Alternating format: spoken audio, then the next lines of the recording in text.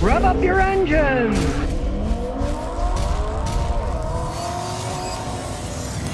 Infinity FX fan says, JD Power awards Ram as the most reliable brand. What a bunch of nonsense, he says. Yeah, I kind of agree. Stellantis owns them now. It was Fiat Chrysler. Now it's Fiat Chrysler, Peugeot, and the company's called Stellantis, right? You really don't think those guys aren't paying a lot of money for advertising? Of course, JD Powers is a PR firm. Public relations firm is basically a fancy advertising company. Anybody that believes the hoo-ha that comes out of them is just... That's so brazen today. At least in the past, they used to try to hide it, but now it's just brazen lies thrown out to the world. One of those things was for initial quality, the first 90 days of ownership. Well, I should hope they don't break in the first 90 days. You know? What is this, chewing gum? You chew it a while, spit it out, get another. I'm glad a lot of people are catching on with the nonsense that's coming out of those things now. You can't believe anything that you read anymore. People just throw anything out there. They get paid for it, and, you know, they don't care. They're not the least bit interested in telling the truth to anybody. They're just trying to make money on the back end. Reminds me of a guy I met at one of these car meets one time who was a writer in Mexico City, and he said to me, gee, Scotty, you know, cars are so well made. How do you decide which one to buy? Because they never break anymore. And I said, I don't know what world you live in, buddy, but I fix cars. They break all the time because they're made like junk, right? But he was a journalist, right? And they'd fly into Iceland to try out the new Range Rover on a glacier. So, you know, you can't believe what these people are saying. Dusty Ford said, I have a 2001 Excursion that hesitates. It's got 175,000 miles. When I'm in overdrive and going up hills, it hesitates and bucks. I changed the plugs and coils, had the transmission filter and fluid changed with no change. I noticed a raw gas smell from the exhaust. Well, it could easily be that. You smell raw gas. It's running too rich. Now, this might sound crazy because it's kind of counterintuitive. The faster you go in a vehicle, you need a leaner fuel mixture for it to run correctly. You think, oh, well, you want to accelerate, you need more fuel. Yes and no. In order to go at higher RPMs, you got to have a somewhat leaner mixture. In the olden days, when there were carburetors, they weren't nearly as efficient as they are today. So you'd have a carburetor, you step in the gas, it threw gas, and it would tear down the road. But they were extremely inefficient. Modern cars are very efficient, and they actually run a little bit on the lean side when they're accelerating hard. And in your case, if you smell raw gas, it's running too rich. And so when you're trying to really go uphill in a lower gear, that too much fuel makes it buck. Sounds crazy, but it's the truth. So you want to try to fix that problem. You got 175,000 miles, check the mass airflow sensor. That might be going out. You might have the fuel injectors pressure cleaned. They're old, and if they dribble instead of spraying a cone-shaped spray of gasoline that the injectors are supposed to do, like an upside-down cone, if they're dribbling, that makes them run too rich. They could need cleaning. You might need replacing. But start with the simple things like that. Because if you smell gas, it's running too rich. And running too rich, it makes them buck because it's too much gas and it kind of doesn't fire right. It's kind of odd. You'd think you'd need more, but no, it's got to run lean at higher RPMs. Said you're in overdrive, so you're getting a big strain when you got a big vehicle going up a hill, and it's got to be just right, the air-fuel mixture, or it won't run right. Running rich is a problem, even though you think, oh, I'm accelerating. No, it's still a problem. You need to fix that first. Golfer292 says, I just passed up buying an '06 Avalon with 113,000 because it had been in Tennessee for 15 years. I worry about corrosion from the salting of roads. Is my concern valid? Well, you got to look at the vehicle first. I'm in Tennessee. A lot of cars here aren't that rusted. It depends what part of Tennessee you're in. It's a big state, right? And it depends. Have they been driven on salted roads a lot? Doesn't snow that much in some parts. Doesn't snow that much here. My neighbor's got a Hummer H2. It's got 380,000 miles. There's no rust on it at all. So it depends how it was taken care of. He takes care of his. Rare time it snows and there's salt in the road, he gets his pressure washer off after and rinses it all off. So it's more what you see. Depends how it was treated. Hey,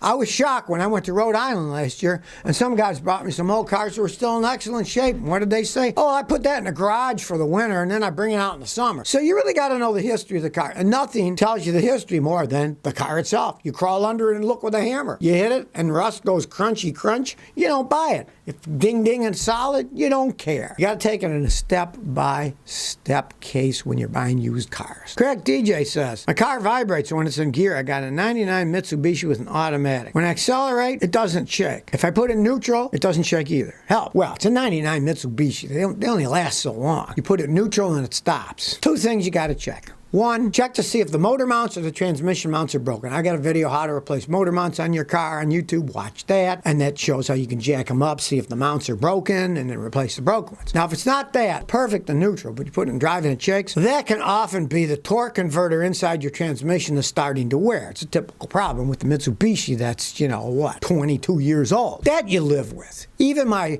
vaunted 94 Celica will do that. If I put it in drive, it'll shake quite a bit. I put it in neutral, smooth as silk. Well, I've had it for like 12 years. I have no interest in pulling a transmission out and putting a torque converter in because it runs perfectly fine otherwise. So if it shakes too much, I just put it in neutral when I'm coming to a stop, and then it doesn't shake at all. But do check for mounts. Could be broken engine or transmission mount. That'll make it shake too when you put it in gear. Well, if you're into scooters, special electric scooters, Ola Scooter are coming to the United States soon. Now, this is a big deal for these electric scooters. I'll give you an example. The OLAS One is an electric scooter that can go 70 miles an hour, but it's priced like an electric bicycle. For example, the Vespa Electrica, the company that makes the little scooters, Vespa, Flying Nun type stuff. All right, those are $7,600. But the Ola, a price between $1,000 and $1,350, is the fancy one. They can go 70 miles an hour. And being a scooter, they're small, they have a reasonable amount of range. The cheaper one can go 56, and the more expensive one can go 70 miles an hour. But the cheaper one can have a range of 75 miles, and the more expensive one with the bigger battery and bigger motor can go 112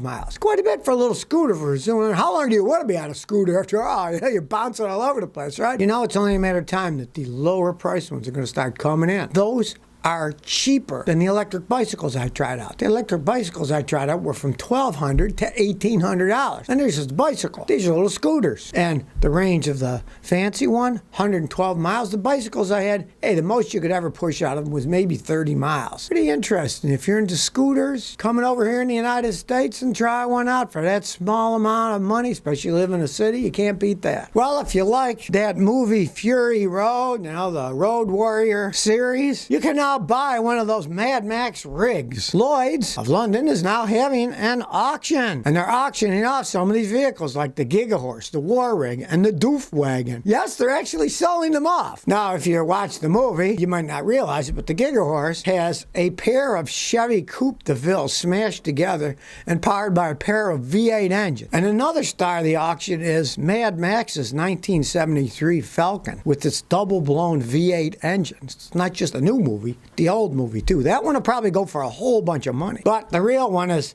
the Doof Wagon, the one with all the bass drums and all the speakers on it. They're actually selling that thing. It's humongous. Now, if you watch the movie when the guy was playing the riffs on a guitar that was a flamethrower, you don't get the guitar flamethrower with it. That doesn't come with the car. Options cost more.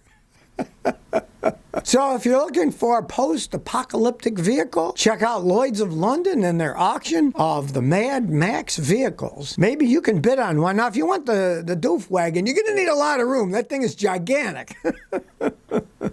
Well, here's an interesting one. All the problems Tesla has with their autopilots. Well, it turns out that on Amazon, they're still selling versions of this dangerous autopilot buddy Tesla accessory. This autopilot buddy that you can still buy on Amazon, it's a small weighted device. It has enough torque on the steering wheel, you put it on the steering wheel, so it reduces the warnings from the vehicle about hands-off operations, basically faking that you got your hands on the steering wheel, right? It works for a Model S, X, Model 3, and Model Y. Clipping to either side of the steering wheel is a two-part magnetic design that holds it together, so it's like a fake person holding onto the thing. Of course, it's got a warning on the device like everything else that says this is not intended to be a hands-off device. Your hands must remain on the wheels, directed by Tesla's term of auto steer user agreement. Yeah, they're basically selling you a device that's pretending your hands are on there, but saying you got to remember, keep your hands on the wheel. We got double speak going on here. Now, the original one was $280, but now Amazon will sell you a knockoff one that's $87. Of course, it's going to be made in China, right? They always copy everything and sell it cheaper. It basically shows that whoever's selling these things had no regard for the driver's safety. Yeah, they're warning you, well, you got to keep your hands on, but here's a device you can use that replaces your hands. Now, of course,